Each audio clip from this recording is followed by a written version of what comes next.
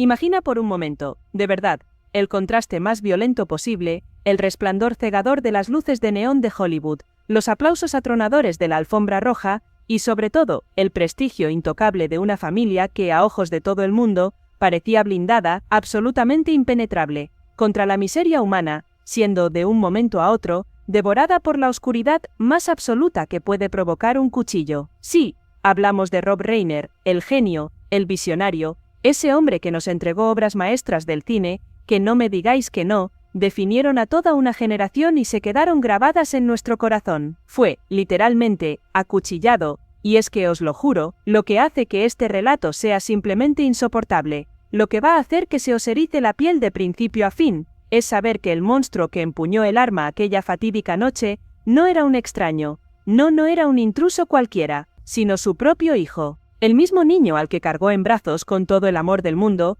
el joven al que intentó salvar de sus demonios una y otra vez, se convirtió, en la madrugada de los hechos, en su verdugo final. Esta, amigos míos, es la crónica de una caída libre y brutal, hacia el mismísimo infierno, una historia de amor paternal, que terminó de la manera más cruel imaginable, en un doble parricidio, que ha dejado a los Estados Unidos, en un estado de parálisis emocional, os lo juro, sin precedentes. Para poder entender cómo demonios, cómo pudimos llegar a esa madrugada sangrienta del 14 de diciembre de 2025, tenemos que mirar mucho más atrás, más allá de lo que las cámaras y los focos de Hollywood nos permitían ver. La familia Reiner no era solo una familia rica, no era solo una fortuna más en Beverly Hills, era directamente una institución, un pilar del entretenimiento. Rob Reiner, por ejemplo, que nació bajo la sombra de la genialidad de su padre, Carlo Reiner, pasó décadas enteras demostrando que su talento, que su capacidad para crear arte,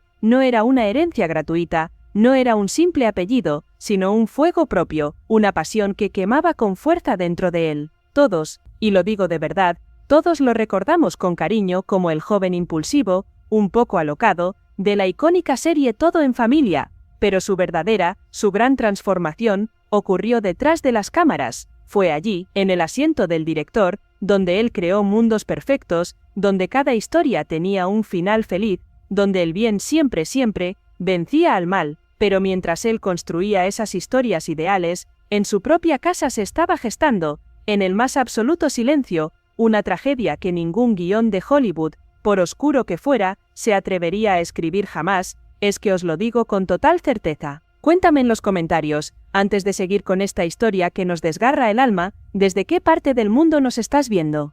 Y sobre todo, ¿qué te parece hasta ahora este giro tan brutal en la vida de una familia que parecía intocable? Vuestra opinión es muy importante para nosotros.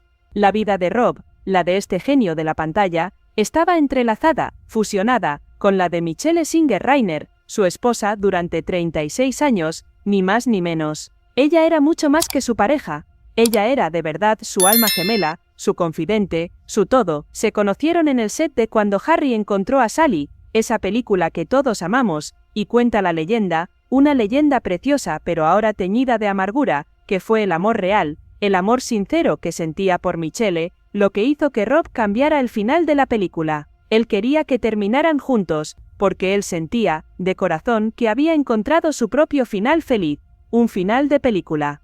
Qué ironía tan amarga, que ese amor que cambió la historia del cine, que conmovió a millones, terminara, de la forma más violenta posible, en un dormitorio convertido, de la noche a la mañana, en una escena del crimen que es imposible describir sin que se quiebre la voz, sin que se te haga un nudo en la garganta.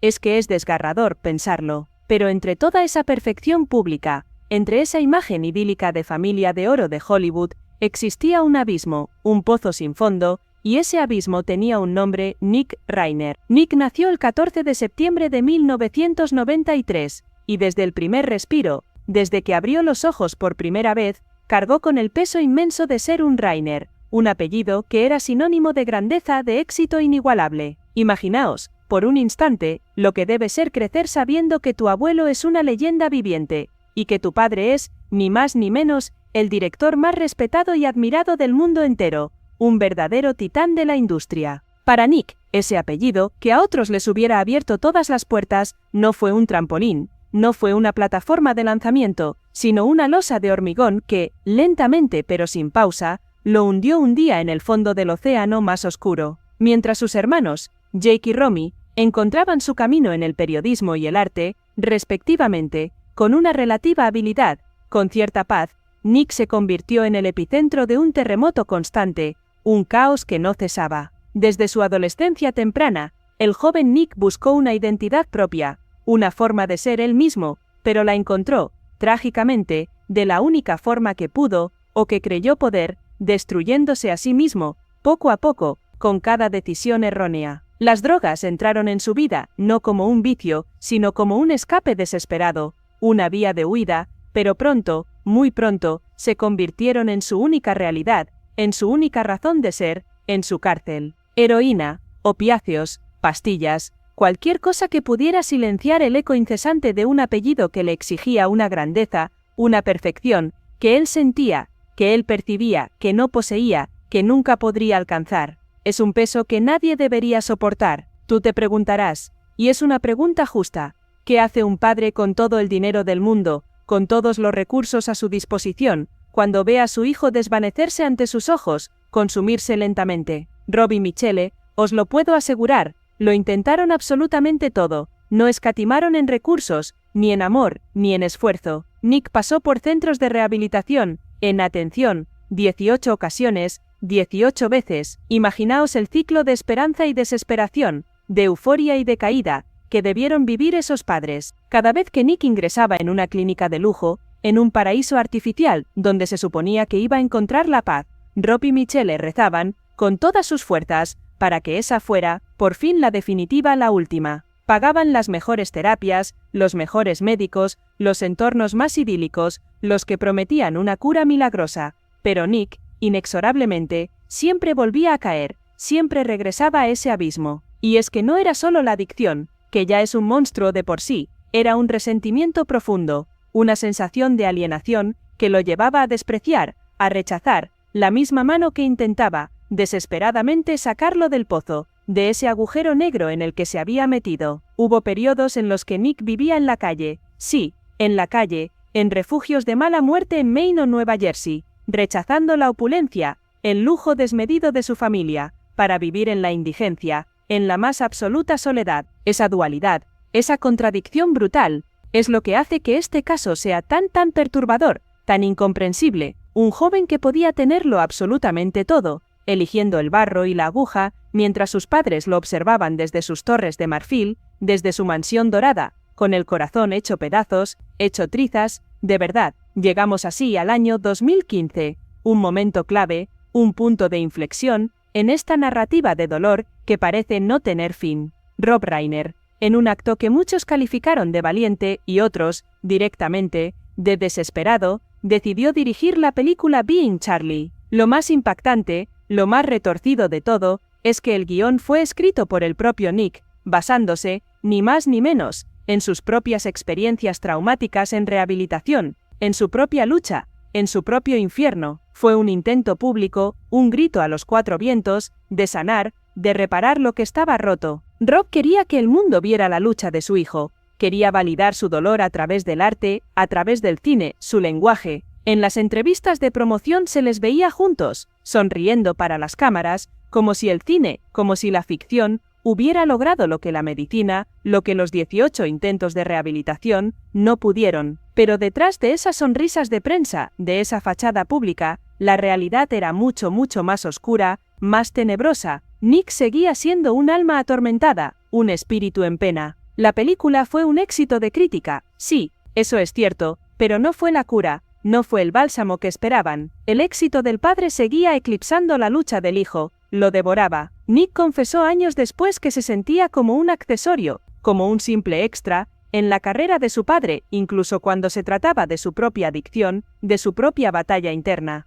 El resentimiento, ese monstruo silencioso, no se fue, se hizo más profundo, más silencioso, más letal, más peligroso. Los meses previos al doble asesinato fueron un descenso acelerado, sin frenos, hacia la locura, hacia el punto de no retorno. Nick había regresado a Los Ángeles, a la ciudad de las estrellas, y sus padres, movidos por ese instinto de protección que a veces es, trágicamente, la sentencia de muerte, decidieron dejarlo vivir en la casa de huéspedes de su mansión en Brentwood. Querían tenerlo cerca, querían vigilarlo, querían creer, con toda su alma, que podían controlarlo, que podían salvarlo, aún. Pero Nick ya no era el niño que necesitaba ayuda, el niño desvalido. Era un hombre de 32 años consumido por una mezcla letal de sustancias y una inestabilidad mental que rozaba directamente la psicosis, la desconexión total con la realidad. Las fuentes cercanas a la familia, personas que los conocían de cerca, describen un ambiente de terror constante, de miedo palpable, un miedo que se podía cortar con un cuchillo,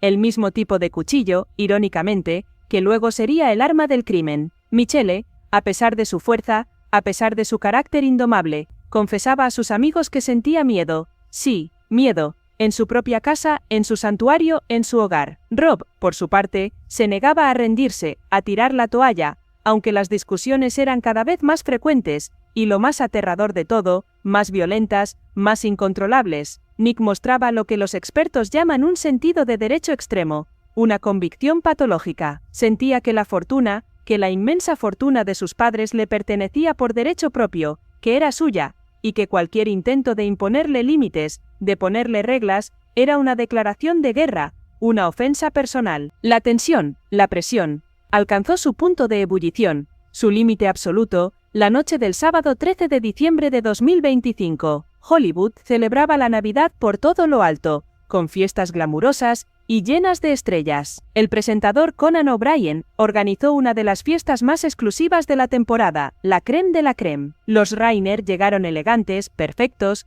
como siempre, como dos estrellas de cine recién salidas de un set, pero Nick estaba con ellos, y su presencia, desde el primer minuto era una bomba de tiempo, una tragedia esperando a estallar. Los asistentes relatan que Nick no parecía él mismo, tenía una mirada fija, perdida, vacía. Las pupilas, dicen, dilatadas, y un comportamiento que asustaba incluso a los invitados más veteranos de la industria, gente que había visto de todo. Se acercaba a las celebridades, no para pedir autógrafos, no para mostrar admiración, sino para cuestionar su fama, para increparlos con preguntas sin sentido, actuando de una manera que muchos describieron, sin rodeos, como completamente loca. Rob intentó mantener la compostura, la calma, intentó calmar a su hijo, una vez más, con la desesperación de un padre que se agota, pero en un rincón de la fiesta, sin poder evitarlo, estalló una pelea ruidosa, brutal, sin freno. Los gritos de Rob, exigiendo a Nick, con toda su fuerza, que se sometiera a un tratamiento cerrado, a un internamiento, se escucharon por encima de la música navideña, por encima de las risas y las copas. Lo fue de verdad, una humillación pública para el director, para una de las figuras más respetadas de Hollywood, pero sobre todo, fue el momento en que Nick se quebró por completo, el punto de no retorno de su mente enferma.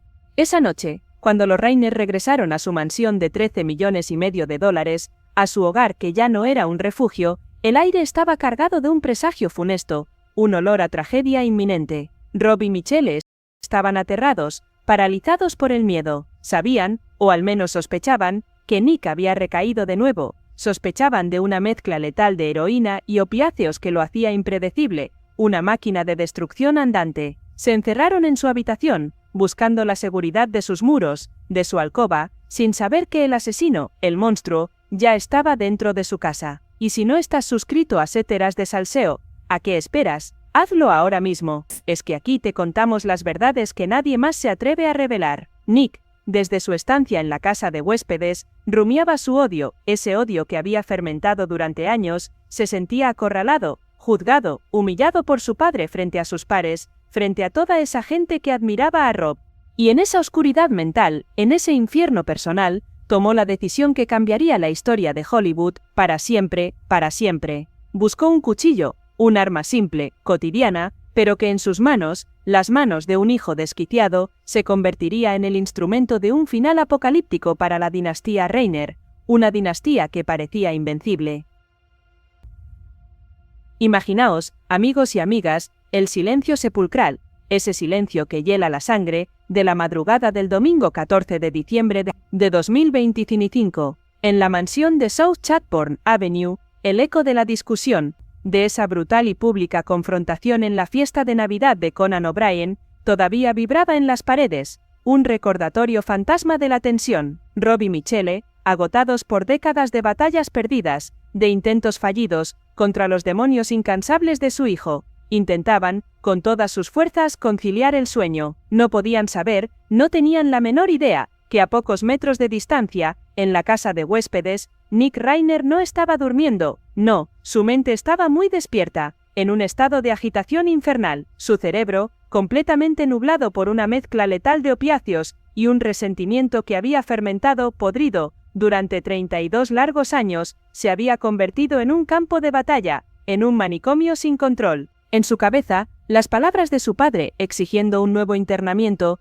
no eran un acto de amor, no, sino una sentencia de cárcel, una condena perpetua. Nick, en ese momento de oscuridad, no veía a sus padres como sus salvadores, como las manos que le tendían ayuda, sino como sus carceleros, como los dueños de una fortuna y un prestigio que él sentía, con una convicción enfermiza, que le habían robado, que le habían arrebatado su propia identidad. Tú, que quizás has sentido alguna vez esa frustración profunda de no ser comprendido, de no encontrar tu lugar, no puedes ni empezar a imaginar, de verdad, el nivel de desconexión con la realidad, la psicosis absoluta que Nick experimentaba en ese momento, en esa madrugada de locura. Se levantó, impulsado por una fuerza oscura, por una maldad inexplicable, y se dirigió, con paso lento pero firme, hacia la casa principal. Llevaba consigo un cuchillo, un arma simple, cotidiana, de cocina, pero que en sus manos, os lo juro, se convertiría en el instrumento de la más pura barbarie. No era una escena de una película de suspense de las que su padre solía dirigir.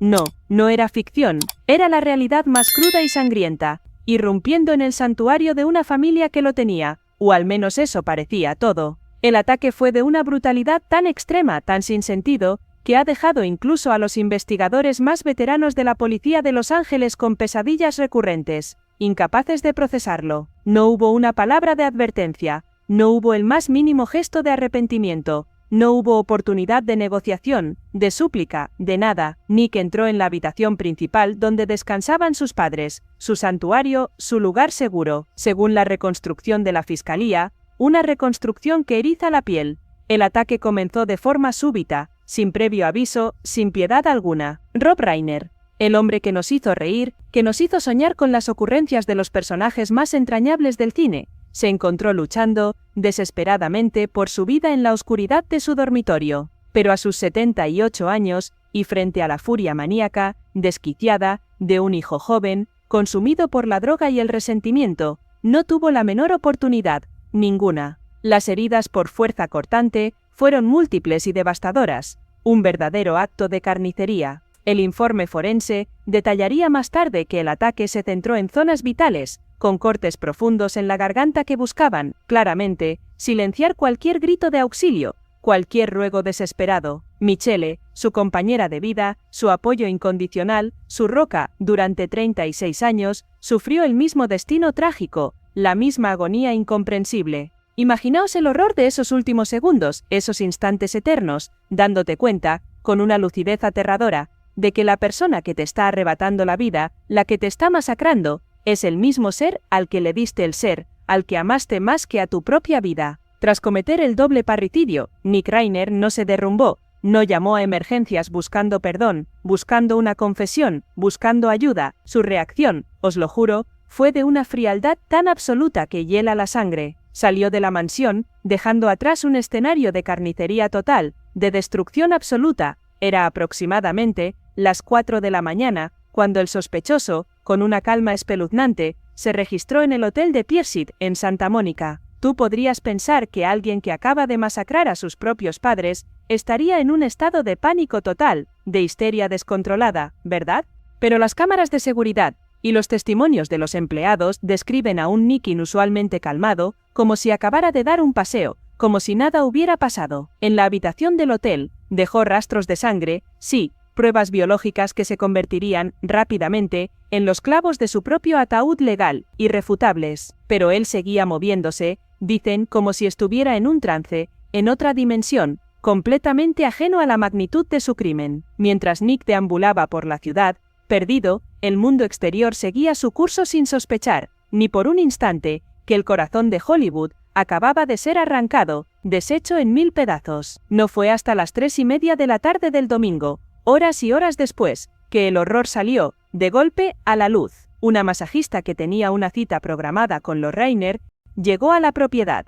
Al no recibir respuesta y notar un silencio antinatural, un silencio que no era normal, contactó con Romy Rainer, la hija menor de la pareja, que vivía justo enfrente, a unos pocos pasos de la tragedia. Romy, con una llave de emergencia, con el corazón en un puño, entró en la residencia. Lo que encontró al cruzar el umbral de la habitación principal, os lo prometo, es algo que ninguna palabra, por precisa que sea, puede describir con justicia, con la intensidad de lo sucedido. Allí estaba su padre, el gran Rob Rainer, sin vida. Romy, en un estado de angustia extrema, de shock incomprensible, salió huyendo de la casa, incapaz incluso de articular una llamada, de pedir ayuda. Fue su compañera de cuarto quien, tras ver el estado de Romy, la desesperación en sus ojos, marcó el 911 a las 3:40 de la tarde. Cuando los paramédicos del Departamento de Bomberos de Los Ángeles llegaron, solo pudieron confirmar lo inevitable, lo que ya todos temíamos. Rob Rainer, de 78 años, y Michelle Singer Rainer, de 70, habían fallecido. La noticia, como era de esperar, se propagó como un incendio forestal, incontrolable, imparable, por todo el mundo. Las patrullas de la policía inundaron Brentwood, y la División de Robo y Homicidios, esa unidad de élite, tomó el mando de la investigación. Rápidamente, todas las miradas, todas las sospechas, se dirigieron hacia un solo nombre, hacia el sospechoso obvio, Nick Rainer, el hijo que había estado actuando como un loco en la fiesta de Conan O'Brien la noche anterior, el hijo que tenía un historial de 18 rehabilitaciones, 18 intentos fallidos de volver a la vida, estaba desaparecido. La búsqueda de Nick se convirtió en una prioridad nacional, un rostro conocido en todos los informativos. Las cámaras de seguridad de una estación de servicio captaron su imagen poco antes de su captura. Llevaba una chaqueta de chándal de colores verde, blanco y negro, vaqueros azules y una gorra negra. Portaba una mochila roja, quizás conteniendo los restos de una vida que acababa de dinamitar, de destrozar por completo. En el metraje de video, se le ve comprando una bebida con una tranquilidad que resulta sencillamente insultante dada la magnitud de su crimen, de su pecado. Finalmente, a las 9:15 de la noche, la División de Pandillas y Narcóticos de la policía lo interceptó en el área de Exposition Park, cerca del campus de la Universidad del Sur de California. Nick no opuso resistencia ninguna. Se dejó caer al suelo mientras varios oficiales lo inmovilizaban. Su mirada estaba perdida, vacía, como si ya no quedara nada, absolutamente nada, del hombre que alguna vez fue, si es que alguna vez lo fue de verdad. El impacto emocional en los hermanos de Nick ha sido un viacrucis público, una tortura a la vista de todos. Jake y Romy Rainer rompieron su silencio el miércoles 17 de diciembre con una declaración, un comunicado, que ha conmovido al mundo entero, haciéndolo llorar. Describieron a sus padres no como celebridades, no como figuras públicas, sino como sus mejores amigos, su soporte, su todo. Tú puedes sentir, al leer ese texto, el peso de cada palabra, el dolor punzante de una traición que viene de su propio hermano, de su propia sangre. Tracy Rainer, la hija que Rob adoptó con Penny Marshall, también expresó su shock total, su absoluta incredulidad. Ella, que formó parte de la familia que todos consideraban la mejor del mundo, la más sólida, no podía procesar que el amor inmenso de su padre, su infinita paciencia, no hubiera sido suficiente para contener la oscuridad de Nick, para frenar a ese demonio. La dinastía Rainer, que durante décadas fue vista como un faro de estabilidad, de éxito inmaculado, se encontraba ahora en ruinas, completamente destrozada, víctima de una tragedia que nadie, ni siquiera conociendo los problemas de Nick, pudo prever con este nivel de violencia extrema. Es que la verdad siempre es mucho más cruel que la ficción. El martes 16 de diciembre, la justicia, por fin, empezó a caer con todo su peso, implacable. El fiscal de distrito, Nathan Hoxman, anunció formalmente los cargos, sin rodeos, 2 cargos de asesinato en primer grado, con la circunstancia especial de asesinatos múltiples y el uso personal de un arma blanca. Esto, os lo digo claramente, no es solo un juicio por homicidio, no es un caso más, es un proceso que podría llevar a Nick Rainer a la cámara de ejecución, o en el mejor de los casos, a morir tras las rejas de una prisión estatal sin esperanza de libertad condicional. La fiscalía ha sido clara y contundente, la brutalidad del acto exige la pena máxima, la más dura, la que la ley permite. El miércoles 17, Nick tuvo que comparecer ante el tribunal, Aunque su llegada se retrasó porque no había sido médicamente autorizado para el traslado, al parecer, el estado mental del acusado era tan inestable, tan frágil, que los médicos de la cárcel temían que no pudiera ni sostenerse en pie, que colapsara. Cuando finalmente entró en la sala, esposado y escoltado por el abogado defensor Alan Jackson, la imagen fue desgarradora, lamentable. Nick vestía una bata azul de protección contra el suicidio, un triste recordatorio de su estado. Para los que lo conocían, verlo así, esposado y tras una mampara de cristal, era el recordatorio final de una vida desperdiciada, de un talento perdido. Permaneció sentado con la mirada fija en un punto inexistente, completamente ausente. Cuando el juez le preguntó si renunciaba a su derecho a una lectura de cargos rápida para permitir una evaluación más profunda de su salud mental, Nick respondió con un, y cito, «Sí, señoría tan débil», que apenas escuchó en la sala. Su defensa sabe que este caso es una montaña casi imposible de escalar. Los problemas son, en palabras de su propio abogado, complejos y muy serios, casi sin solución. El horror que se vivió dentro de aquella habitación en Brentwood, os lo juro, no terminó con los gritos, continuó de forma macabra, en la mesa de autopsias de la oficina del examinador médico de Los Ángeles. Los días 17 y 18 de diciembre de 2025, el mundo recibió los detalles técnicos, fríos, de una masacre que ya sabíamos, intuíamos, que era insoportable. Los informes forenses fueron claros y contundentes, sin lugar a dudas. Rob y Michelle Reiner no murieron por un accidente, ni por una disputa que se salió de control de manera fortuita, no. Murieron por múltiples heridas por fuerza cortante, de forma deliberada. Imagina la frialdad del lenguaje médico describiendo cómo el acero seccionó la vida, cómo arrancó el aliento, de los cuerpos de dos personas que solo habían intentado amar, proteger. El examinador médico confirmó que el ataque fue directo, violento y diseñado para ser letal desde el primer segundo. No hubo rastro de lucha defensiva prolongada, lo que sugiere que el ataque fue tan repentino, tan brutal, que las víctimas apenas pudieron procesar que su propio hijo era quien les arrebataba el aliento, la vida misma, pero mientras la familia intentaba asimilar que sus padres habían sido clasificados como casos de homicidio, la tragedia, lamentablemente,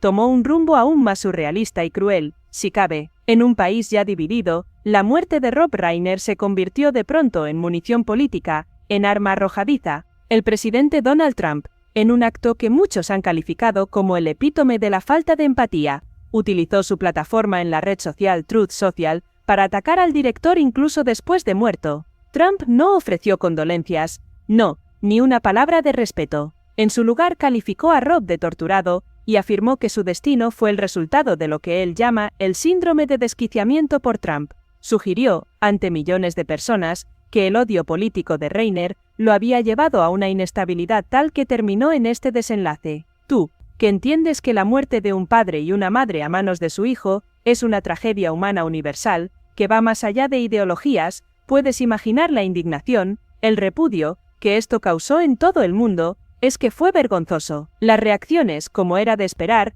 no se hicieron esperar, fueron inmediatas. El mundo del espectáculo y la política se unió en un grito de repudio, unánime. Whoopi Goldberg y celebridades como Patrick Schwarzenegger no se guardaron nada, calificando los comentarios del presidente de asquerosos e inmorales, hirientes. Incluso dentro de las filas republicanas, figuras como Marjorie Taylor Greene tuvieron que cuestionar el tono de tales declaraciones, el mal gusto, la falta de humanidad. Mientras tanto, figuras como Barack Obama y Kamala Harris emitieron mensajes que contrastaban profundamente, centrándose en el legado de amor, democracia y servicio público que los Reiner dejaron atrás, un legado que ahora se ve manchado por el horror. Era como si incluso en su muerte, Rob Reiner estuviera exponiendo las grietas más profundas de la sociedad estadounidense, sus miserias. Y mientras la política ardía, en los despachos de abogados de élite de Los Ángeles, comenzaba otra batalla, otra guerra, la de la herencia de $200 millones. Rob Reiner no solo era un artista,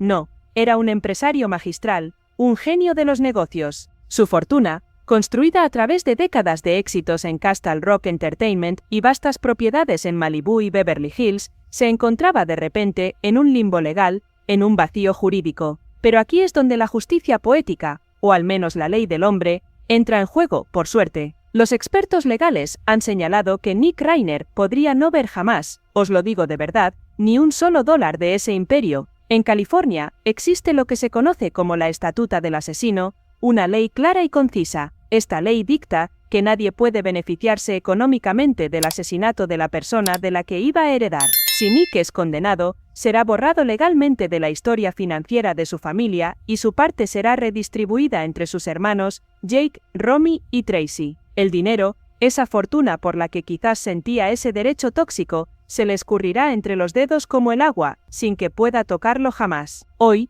18 de diciembre de 2025, el panorama es desolador. De verdad, un escenario de ruina total. Nick Reiner permanece en el centro penitenciario Twin Towers, bajo una vigilancia de salud mental que no le quita los ojos de encima ni un segundo, por miedo a lo que pueda hacer. No hay fianza para él, no hay alfombras rojas, ni segundas oportunidades, solo el frío cemento de una celda y el peso aplastante de haber destruido lo más sagrado que un ser humano posee. La policía sigue analizando las pruebas recuperadas en aquel hotel de Santa Mónica, donde Nick intentó limpiar el rastro biológico de su pecado, pero no lo logró, y el arma del crimen ya descansa en los depósitos de evidencia, esperando el juicio de enero de 2026, que promete ser el más seguido y mediático de la historia moderna de California. El vacío que deja Rob Reiner en Hollywood es un agujero negro que nada, absolutamente nada, podrá llenar. Nick Reiner, quien debe gran parte de su carrera a la visión de Rob,